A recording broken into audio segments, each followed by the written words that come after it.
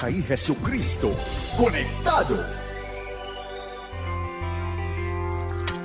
Mga kapatid, magandang Sabado na umaga sa inyong lahat. Sana po ay nasa magandang katayuan kayo. Ngayon pong Saturday morning at tayo po sama muli dito po sa ating programang Konektado. At member po tayo ng KBP, ang kapisanan ng mga broadcaster ng Pilipinas. Muli po, ito po si Pastor Jay Banzuelo. I do hope na ito pong araw na ito ng Sabado, kayo po ay makamaximize ng inyong araw. Kung kayo po ay mamamahinga, mayroong mga get-together, pamamasyal, or papasok pa rin sa trabaho, I do hope na hindi po masayang ang inyong pong mga oras at lalong-lalo na mga pagkakataon. Last week, sobrang tindiwan ng init, no? Kung alam ko yung marami sa inyo nakaka-relate. At ewan ko lang po ngayon kung gaano po ang itataas ng temperatura, pero umiinit na naman ho uli. Kinakailangan ho ay makibalita tayo at pagbantayan din ang kapakanan ng inyong kalusugan. Yan po ay napakahalaga natin hong ginagawa sapagkat kinakailangan po na tayo po ay maging maayos at maging masigla at maging malusog. At kasama ho nun yung pag-iingat ho ng ating mga kondisyon. Well, ito hong weekend na ito, tayo po ay tumalakay naman ng ibang topic na atin hong bibigyan ng pansin ay isang parable. Tama po ang inyong narinig, tayo po ay didiscuss ng parable of the sower.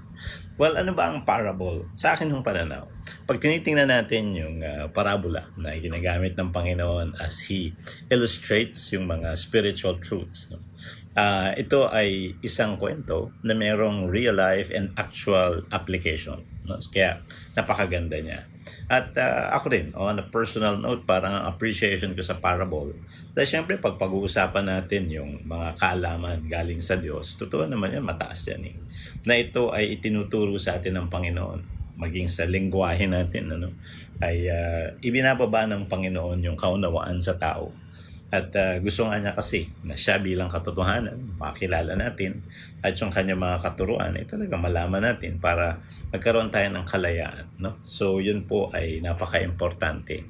So very important na atin hong ma-realize na ang parable ay isa pang way para siguro i-simplify, if not to really carry over yung message na gusto ng Panginoon. And you will truly appreciate na yung mga efforts ng Panginoon as He was doing ministry, lalo na yung kanyang teaching and preaching nung siya po ay nandito sa lupa.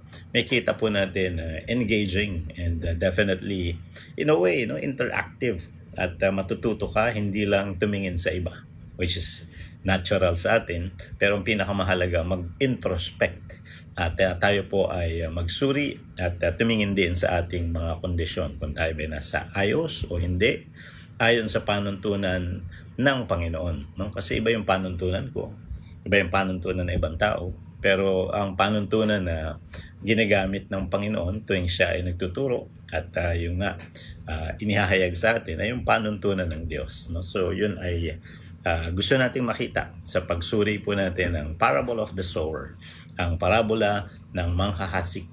Siguro ang pinakamaganda, makita natin yung pinaka-intention ng Panginoon, yung Matthew 13 verse 18.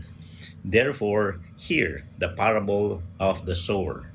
Ang tingin ko dito, merong dalawang bagay, no? Parang it's in the form of a command. Kaya pakinggan ninyo. Ang ibig sabihin, pinagbibigyan diin sapagkat mahalaga yung mensahe, no? At pinauunawaan ng tao, ito yung pagkakataon na kailangan mo itong malaman. So merong sense of urgency, yan yung pangalawa. Dahil ito ay may kinalaman sa kapakanan natin na kung ating tutugunan yung lesson ng Panginoon, magbabago ng ating kondisyon at pakinabang natin. And yet, kung hindi ho natin kikilalanin, hindi bibigyan ng pansin at maneneglect, kawalan natin, no? So, tingnan po natin yung content, no? From verses 3 to 9 yung ating babasahin, and from there, magkakaroon tayo ng ilang siguro pag-scrutinize dito po sa mga elemento ng Matthew chapter 13, yung parable of the talents.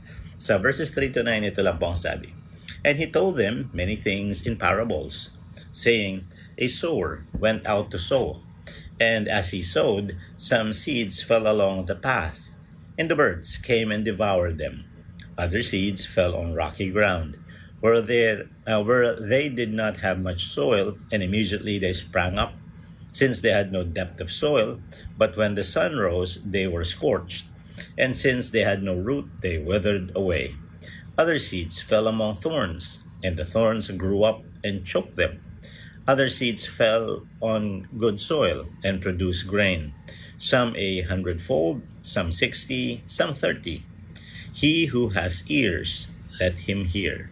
So tingnan po natin na kaya ang mga pinatutukuyan ng Panginoon at bakit nga ba binigay yung parable na ito. Well, tingnan muna natin yung ilan sa mga elements na nilaman sa parable. Siguro yung una kung sino kaya yung manghahasik. Ang maraming mga sumuri ng parabola, ang kanilang sinasabi ay ang Panginoon. No? So ano yung hinasik niya? Ano naman yung seeds? Ito daw yung Word of God. No? May kita mo na talagang yung gusto ng Panginoon ay talagang maihayag yung kanyang katwiran. At ano naman yung soil? Ito daw po yung sumisimbolo sa puso ng tao. So dito sa pag-aaral natin, makikita natin, merong 4 na kategorya pero yan ay pumapatukoy sa uri ng lupa. So basically, kung ang soil is connected to the hearts of people, yan din ay nagpapakita ng kondisyon o yung kalagayan ng puso ng tao. And then, nandun yung element ng birds, no? Sabi ng ilan, ito daw po ay tumutukoy sa diablo, no? Dahil yan nga ay pinatukuyan na rin ng Panginoon. At kung tutuusin, no? Kaya yung tanong ng marami, bakit naging diablo? Well, pansinin niyo yung ibon. Pag naghagis kayo ng grains, di ba? Kakainin niya. At pag kinain na niya, hindi na yung tutubo. Ang pwede nating makita na ang kaaway talaga hanggat maaari gusto niyang hadlangan, no? Yung pagkakaroon ng integration o yung seeds, yung katwiran ng Diyos na magkaroon ng epekto sa ating buhay.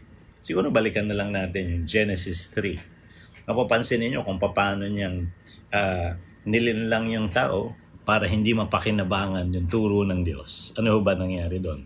Well, nung tinukso ni Satanas si Eva at Adan, di ba ang tanong kay Eva, talaga bang sinabi ng Diyos na bawal ninyong kainin yung bunga ng punong nasa gitna ng hardin?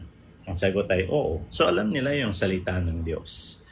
Kaya lang, nagbigay ng ibang pananaw si Satanas. No? Anong sabi niya? Hindi, pag kinain nyo yan, malalaman niyo mabuti sa masama, magiging parang Diyos kayo, at hindi na kayo mamamatay. So, ang punto ron, nagbigay siya ng ibang pananaw, ibang salita, kaysa sa dun sa sinasabi ng Panginoon. Ayun, na linlang tayo, na hanggang ngayon, hindi naman pwede mangyari yung 3 bagay na yun. Namamatay ang tao, hindi pa rin tayo pwede maging Diyos, nilikha lang tayo eh. At yung pangatlo, yung kaalaman natin sa mabuti at sa masama, gulong-gulo pa rin. Wala sa tamang wisyo. No? Kaya kailangan rin natin ng gabay ng salita ng Diyos. Pero obviously, yun nga yung ginawa ng kaaway. No? Inalis yung epekto or inalis yung pagtitiwala doon sa sinabi ng Panginoon. So yan yung kanyang nagiging papel, no? Bilang manunokso. Nandun din yung mention ng bato. No? Ano daw ba yung mga rocks? Ang ilan sinasabi ito yung mga temptations. And then merong thorns and thistles. No? Yung mga dawag. Ito daw ang mga alalahanin. Pwedeng yung sabi nga natin pagiging obsessed sa kayamanan at kalayawan sa buhay na ito. But then, pinag-uusapan din yung fruit. No? Ano ba yung magiging bunga? Ang bunga daw, pagka ang salita ng Diyos ay talagang tumubok sa iyong puso, you will have obedience. No? So, tandaan natin ito kasi related sa bunga ng pananampalataya. At kung ang atin ngang iti-trace back yung lesson natin kay Abraham, tinawag siyang ama ng pananampalataya dahil siya ay nagtiwala at sumunod sa Diyos. So, nagbibigay ito ng ibang dimension ng ano ba ang pananampalataya from a biblical perspective. Bakit ho yan kailangan linawin? Kasi minsan meron tayong wisyo o kaya meron tayong panukalan. Akala natin, basta alam ko nandyan siya. Basta nararamdaman ko nandyan siya.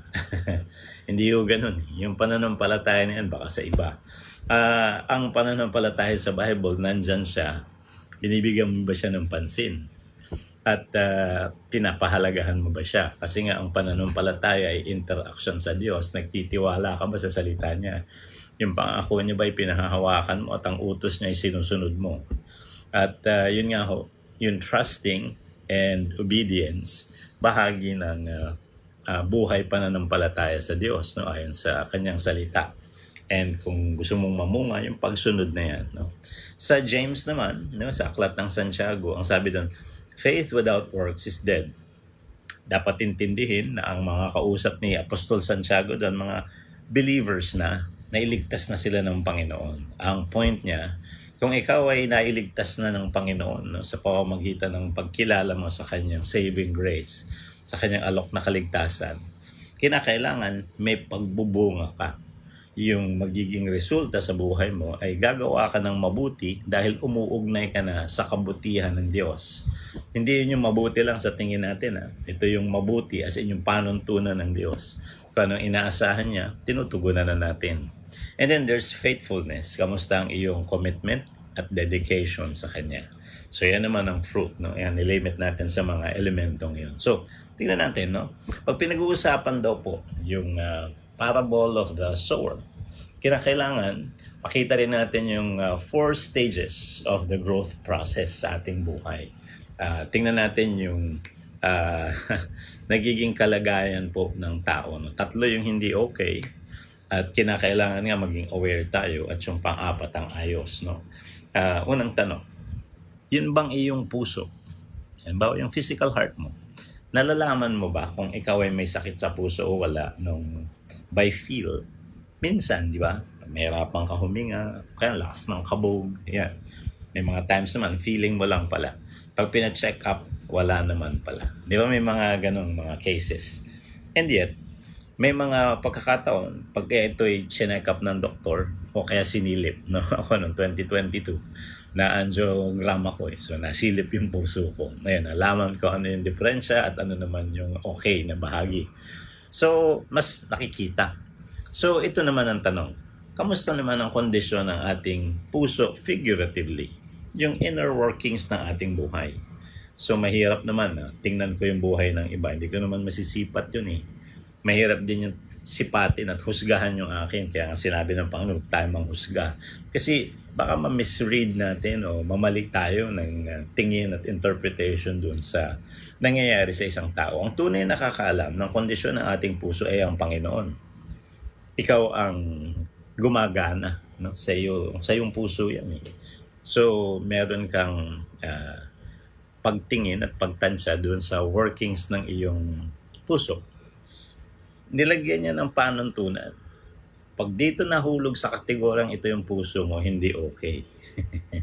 Pagka nalagay sa ganitong kategorya, okay.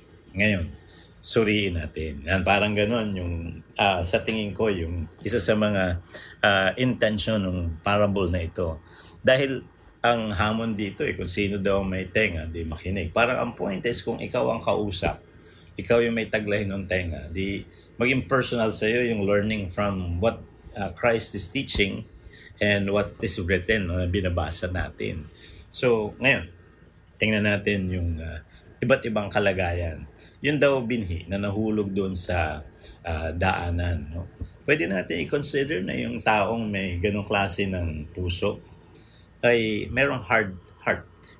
Hindi niya maintindihan ang salita ng Diyos dahil hindi niya pinahahalagahan. Most of the time, nine-neglect or dinidismiss niya. Talagang meron kung tawagin natin talagang paghadlang para hindi niya hindi maging bahagi ng buhay niya. Hindi siya mag-interact sa salita ng Diyos. No? So, yun yung first. Yung pangalawa, yung binhi naman na nahulog daw sa batuhan. No? Nakakita na kayo ng batuhan, di ba? May mga times, may konting lupa sa ibabaw, pero yung pinakailalim may mabato. Pagka doon sa ibabaw ng bato, sumampa yung mga grains, no? Kung may konting moist yan, parang tutubo, pero mamamatay din eh. Kasi hindi naman magkakaroon ng sabi nga pag uugat, no? At yun nga ang siguro pinapahiwatig dito parang sa puso ng tao kung maraming bato. Ang point is hindi makapag-ugat ang salita ng Diyos kasi walang lugar, hindi pinahihintulutan. Ayan. So may ganyan, no? Na klase ng puso. Sa una parang at least nahagisan. No? Kaya lang, ayaw tumubo kasi walang puwang. Ayan. So, yung pangatlo ay yung tinatawag naman nating binhi na nahulog naman doon sa dawagan. No? Yung lupa okay, nag-ugat tumubo na nga Kaya lang, namatay. Dahil hindi na-choke Ibig sabihin, hindi naging maayos yung kondisyon ng halaman. Kaya nasakal siya ng mga dawag at nawalan siya ng lugar. No? Kayo ba'y naghahalaman? Mapapansin ninyo dahil ngayon lupa minsan may karga rin yan ng mga binhi ng damo. Kaya pag hindi mo inayos at hindi mo tinanggalan ng damo, mamamatay yung halaman, yung alaga mo puro damo. May mga occasions na ganyan. So na-choke out yung faith dahil daw ang ating puso ay may ibang pinagtutuunan ng pansin o ibang pinipursue o ninanais na habulin. Kasi totoo naman, pag nakaharap ka sa Panginoon, yung likod mo ay nasa yung mga bagay na hindi mahalaga. Pero pag hinarap mo yung mga bagay na katulad ng layaw, ang likod mo ay nandun ang Panginoon dahil hinaharap mo yung mga bagay na sa tingin mo ay mas importante. Kaya yun ang binibigyan mo ng atensyon, doon ang direksyon ng buhay mo at yun ang nagbibigyan ng hustong panahon. So, yun yung tatlong klase ng lupa na sinasabi ng Panginoong Hesus dito na mukhang hindi talaga magiging mainam para sa pag-nurture ng salita ng Panginoon. Dahil yung uri ng puso na pinagkahulugan, hindi ayos. Ngayon merong tama yung pangapat. May mga binhi daw na nahulog sa matabang lupa. At ito ay masasabi nating soft heart. Kasi yun nga, pag landing ng binhi, nag-ugat, tumubo, at nagbunga. Na siya namang talagang tamang life cycle. Lalo na yung pinag-uusapang klase dito ay malamang kung di wheat ay barley, mga grains. At pinapakita sa atin na kung yun ang illustration about yung buhay natin at yung salita ng Panginoon.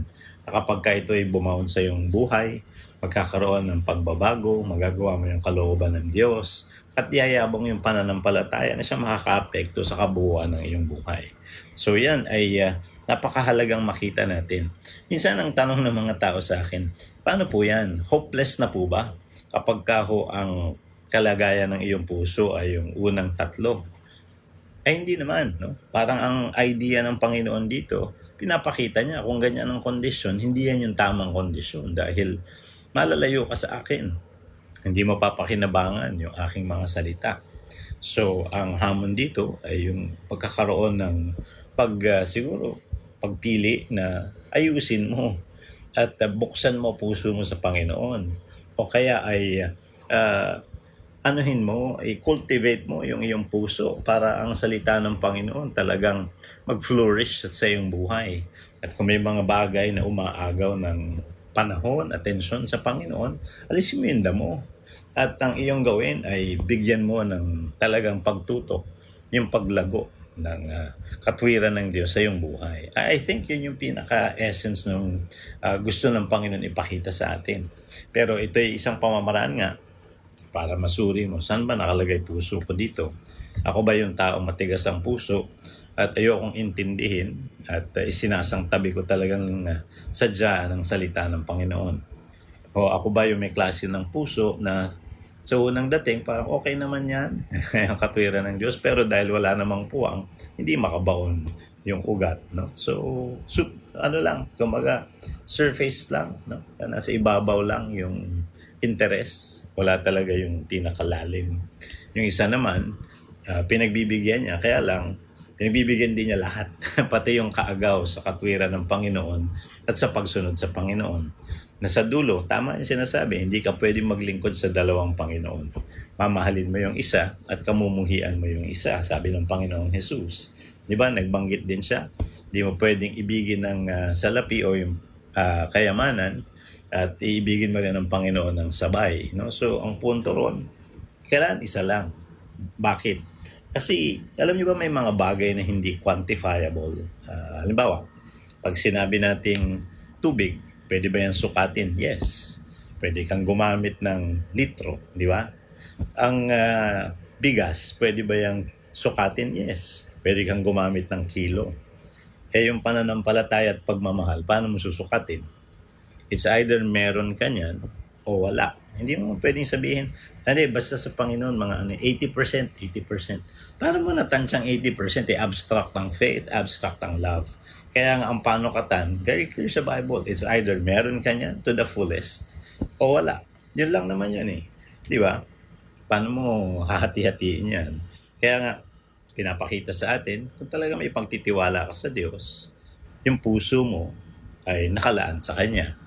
Pero pagka may iba pang pinaglalaanan ng puso mo, hindi mo masasabi talagang ang Panginoon ang iyong pinahahalagahan. Kasi may kasama parang isang lalagyan Exclusive ba yan para sa akin? Opo, kaya lang kasama itong mga bagay. Hindi exclusive yun, may mga kasama Kinakailangan siya yung mag-occupy ng puso natin. So, very important yung idea na yun. So, may isang chart dito na kalakip daw nung Parable of the Talents. Parang nire-reveal din yung heart types, mga uri ng puso.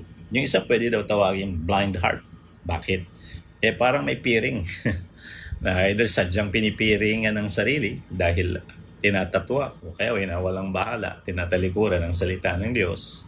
Kaya, minsan mas nananaig ang gawa ng kaaway, naaagaw yung salita ng Diyos kasi nga, hindi mo ma-appreciate. Minsan magtataka ka, yung sa Panginoon ang katwirang maayos, sa Panginoon ang katwirang magpapabuti ng buhay natin, ayaw. So kung ayaw mo ng magpapabuti, ayaw mo ng pagpapaayos, anong ginugusto mo? Yan. At bakit mo nire-resist o inaayawan yung mainam na katwiran ng Diyos? Tiyak yan, may iba kang interest. No? May ibang bagay na siyang pumapasok sa iyong isip at sa iyong puso. Depende rin kung ano yung mga bagay na iyong pinapapasok bilang impluensya sa iyong buhay. So, kung medyo parang may peering pagdating sa katotohanan ng Panginoon, yan daw yung blind heart. Yung pangalawa naman, yung rocky heart. Tagalog, pusong bato. Ayan. Pwedeng sabihin na natin, sa una parang ganado sa salita ng Panginoon. Kaya lang, dahil nga mababaw lang, wala talagang tibay at hindi na pag-iigi. Walang growth, walang maturity. So, bakit? Walang puwang gusto lang yung Panginoon doon sa mga level ng pakinabang. Ayaw niyang pagbigyan ng Panginoon pagdating doon sa mga disciplines, sa effort, at doon sa kanyang obligation pagdating sa pagtugon sa kalooban ng Diyos. Gusto lang niya yung pakinabang. Siguro parang ganyan yan, the rocky heart. No? Ang pangatlo ay the rebellious heart. Ba't kaya tinawag na rebellious heart? Kasi may commitment sa Panginoon. Kaya lang, may commitment din sa ibang bagay. Naalala niyo nung tayo nag-aaral ng family commitment, meron sinabi si Pablo kay Timothy na sabi niya na kung ang isang mananampalataya daw ay hindi tumutugon sa pangangailangan ng kanyang pamilya, parang mas masahol pa siya sa isang hindi mananampalataya. Doon tayo magpo-focus doon sa last line na yun. Bakit mas masahol pa sa hindi mananampalataya? Ito yung lohika. Yung hindi mananampalataya, wala namang alam pa yun tungkol sa Panginoon. Di ba? So, ina-expect mo, bagamat hindi naman natin kinukonsinti at pinangangatwiran na ito'y tama. Pero tiyak yan, kaya niya hindi nagagawa dahil hindi niya alam. Yung muang, yung pagkaalam, wala siya nun tungkol dun sa katwiran ng Diyos. Yung mananampalataya, na-expose ka na Tinuro na sa'yo yung tama. Tinanggap mo na pinaniwalaan mo. Alam mo na kung ano yung ninanais ng Panginoon. Ang problema lang, ginawa mo yung kabaliktaran. O kaya, pinagsasabay mo. Yung sa Panginoon at yung kontra sa Panginoon, pinipilit mong pagsamasamahin. Para ka na rin nagre-rebelde sa Panginoon noon, di ba? Kasi ayaw mong tanggapin na yung panuntunan niya at pamantayan niya ang tama. Nagpipilit ka nun sa'yo. Na alam mo namang kontra doon sa kanya.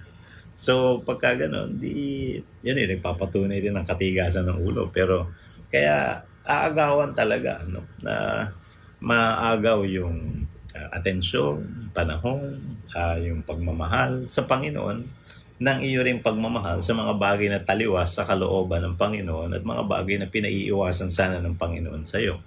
So kung mahal mo siya, gagawin mo yung gusto niya.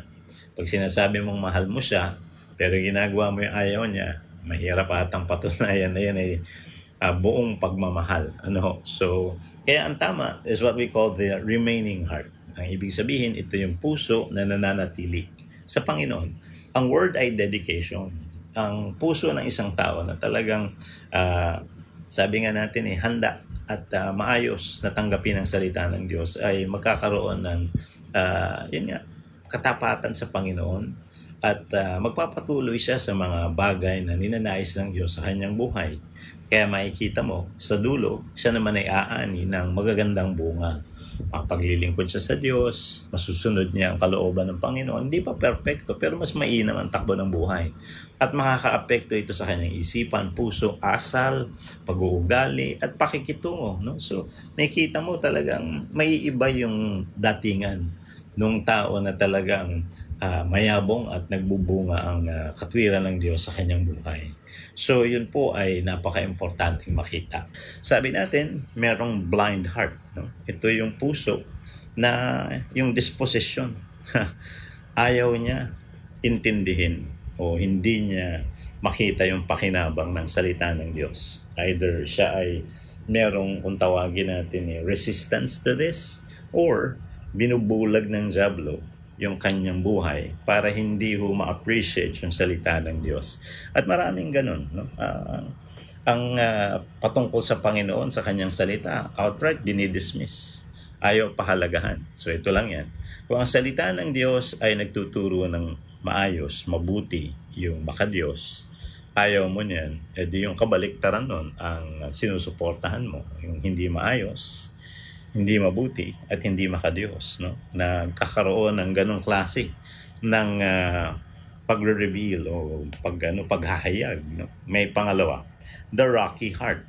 So merong enthusiasm sa simula, no? Patungkol sa salita ng Diyos. Pero ang totoo nun, hanggang doon na lang. Walang pagnanais na lumalim sa Panginoon. Kaya nga yung ibinigay na kaloob, parang hindi talaga nagkakaroon ng impact, hindi nagkakaroon ng lubusang epekto. Dahil yung puso, hindi nalulugaran, no? O ibig sabihin, walang space para doon sa salita ng Diyos. But then the rebellious heart, no? Ito naman yung pangatlo. So may partial commitment, partial, para sa Panginoon. Kaya di ba dito nga ang sabi, nag-ugat, tumubo ng kaunti, kaya lang hindi na nagtuloy. Dahil merong mga higit na interest. Yung worldly desires, yung pleasures of this world, and then yung probably love of riches. No? Hindi masama na tayo pinagpapala ng Panginoon materially. No? Yan naman ay isa sa mga blessings din ng Panginoon. Pero hindi pwedeng maging kaagawan ng Diyos yan sa ating commitment sa Kanya. Kaya nga, sa Bible, ilang mga warnings ang binigay. What would it profit a man if he gains the riches of the whole world and loses his own soul? So, ibig sabihin, hindi pwedeng ganun May pangalawa. Hindi mo daw pwedeng ibigin ang salapi at ang Diyos ng sabay. You will love one and hate the other. Hindi ba sabi ng Panginoon, you cannot serve two masters. So isa lang, ibigin mo ang Panginoon at instrumento lang yung pera. Hindi ho pwedeng yung pera ang iyong master. No? Kasi pagka yan ang iyong sinunod, marami kang gagawin na baloktot. Dahil insatiable yan. At may mga times it's basically going to lead you to corruption. No? So, yan, pwedeng sumira sa buhay ng tao yan. At kaya nga, sabi sa Bible, it is the love of money, which is the root of all types of evil. No? So, yan yung isa sa mga binanggit ni Apostle Paul kay Timothy. So, tatandaan natin, ang blessing ay pwedeng ibigay ng Panginoon. Spiritual yung primary. Yung material, binibigay din ng Panginoon. Pero hindi pwedeng yung kayamanan, yun ang iyong iibigin. No? Yung pera in itself, inanimate object yan Ibig sabihin, hindi naman yung gumagalaw, hindi yung kumikibo. Patong mo yung 1,000 dyan sa lamesa, hindi mo yung gagalaw.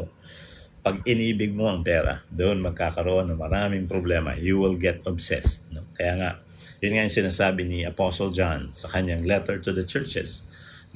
Yung tinatawag na lust of the flesh, the pride of life. Yan. So, yan yung mga pwedeng maging kahinatnan. No? So, kinakailangan nating unawain ang sinasabi ng Panginoon. Kung siya ay mahalaga sa iyo, siya yung magiging talagang mag-occupy ng puso mo. Hindi mo pwedeng pagsabayin siya at ang kamunduhan at ang kalayawan ng mundo. May isang mamamatay. At pag pinagbigyan mo yung sarili mo sa kalayawan ng mundo, ang namamatay yung iyong sabi nga, pagkatuto at paglago sa salita ng Diyos. Ang mahalaga ay remaining heart, no? A heart fully dedicated to Jesus and is firmly established sa Kanya, no? Kaya nga, it will reap the fruits of righteousness and it will be plentiful. So, ibig sabihin talagang yayabong at magkakaroon ng sabi nga natin, ipag-inam yung epekto ng salita ng Diyos sa buhay ng tao. Internally first, yung kanyang isip, yung kanyang puso ay talagang magkakaroon ng malaking change, yung internal workings. And with that, yung kanyang conduct and behavior, yung kanyang interaction sa tao, and his life in general. No? So, napakaganda nung pinauunawa sa atin ng salita ng Panginoon. Now, i-translate naman natin ito sa faith types. Ano-ano po yung mga pwedeng pagsasararawan ng uri ng pananampalataya dito? Well, yung isa, may tinatawag na faith blinders. No? Ano ba yon? Ang sabi dito, the value of God's message is not understood and is disregarded. No? Kahawig nga. Kasi nga magkaugnay. Kapag ang puso ay hindi ayos, yung pananampalataya, hindi rin magkakaroon niya ng pag-i-improve. Yan.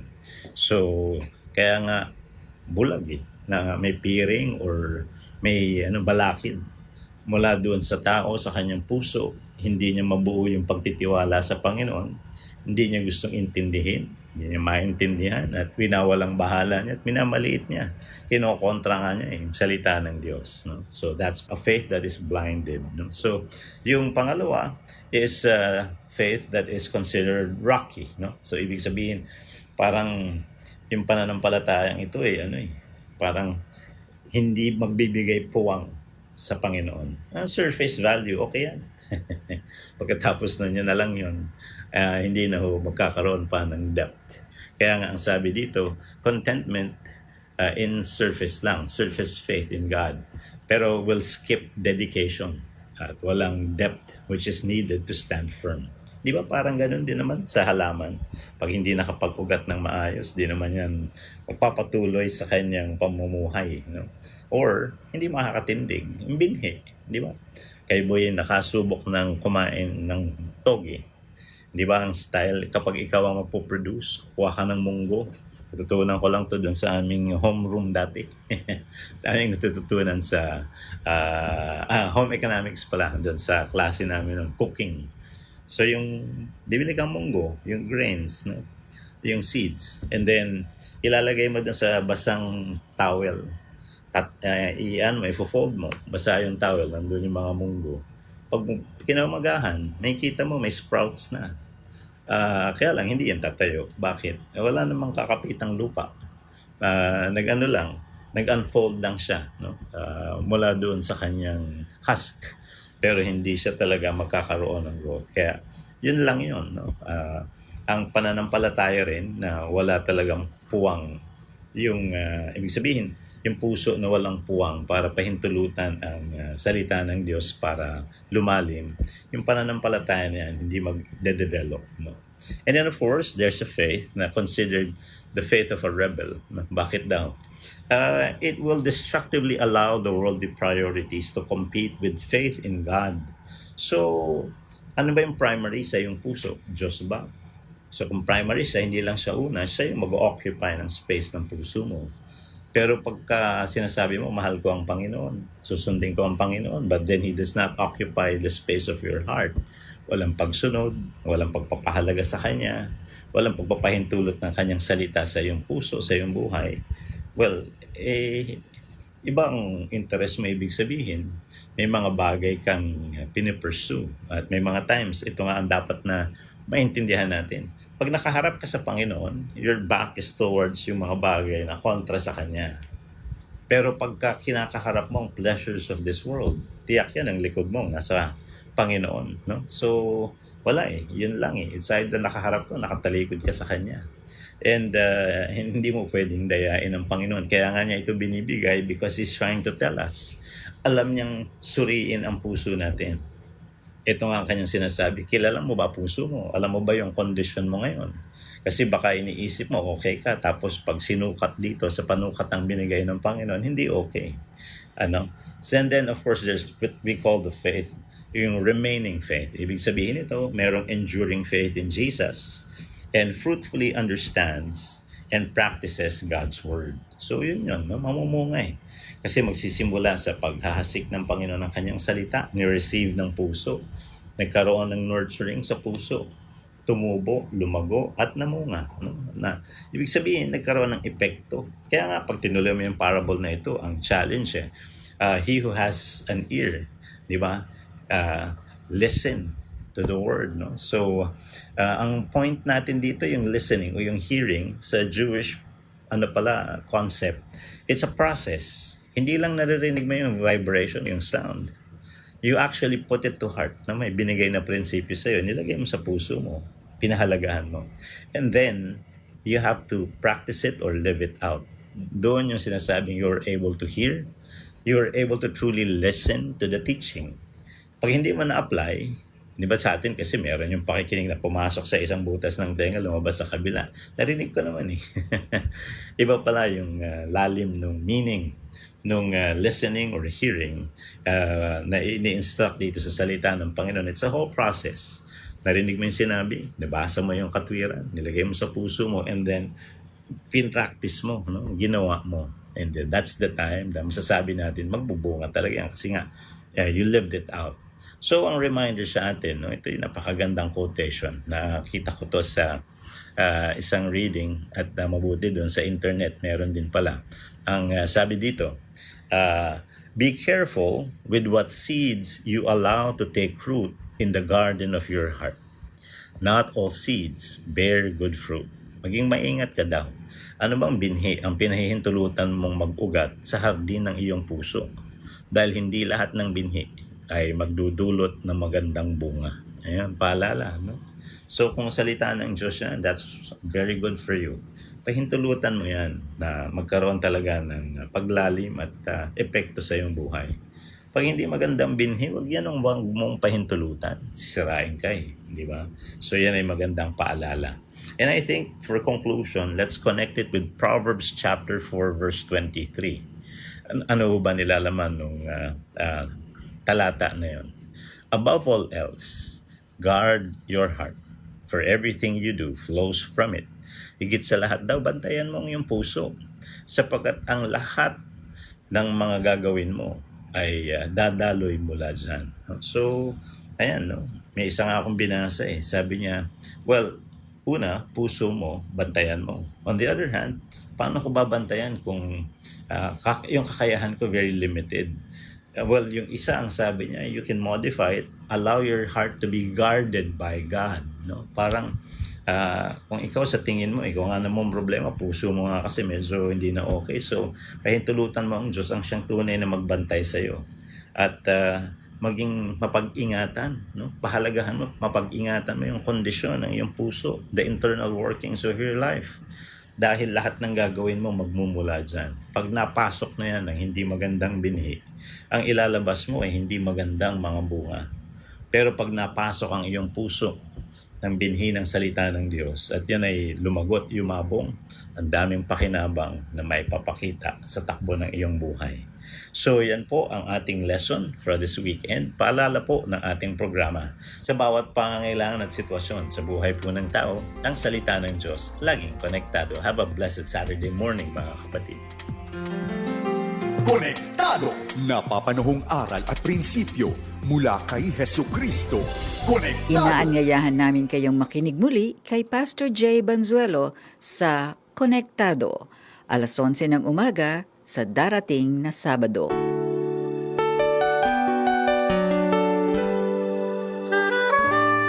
Dito nagtatapos ang pagsasahimpapawid ng 1143 DZMR Missions Radio. Ang himpilang ito na hindi komersyal ay pag-aari at pinamamahalaan ng Far East Broadcasting Company Philippines. Ang DZMR ay may lisensya mula sa National Telecommunications Commission na may bilang BSD-0061-20 Nagsasahimpapawid ang DZMR araw-araw sa lakas na 10 kilowatts sa 1143 kHz sa AM band mula Lunes hanggang Biyernes, alas 5 ng umaga hanggang alas 8 ng gabi at tuwing Sabado mula alas 5 ng umaga hanggang alas 12:30 ng tanghali. Ang mga studio at transmitter nito ay nasa Sefton Village, Maharlika Highway, Barangay Divisoria, Santiago City, Isabela. Ang 1143 DZMR ay nasa pangangalagang teknikal ng mga sumusunod na FEBC personnel na lisensyado ng National Telecommunications Commission at ng Professional Regulation Commission. Electronics and Communications Engineer Joaquin Aliga Jr., ECE number 001-1597. First Class Radio Operators John Mark Anthony Maguliado, NTC number 12-1PHN-26499 at Valentino Marcelino, NTC number 97-1TNCR-9994. Maraming salamat sa pakikinig. Ito ang 1143 DZMR Missions Radio. Mga kababayan, ang pambansang awit ng Republika ng Pilipinas.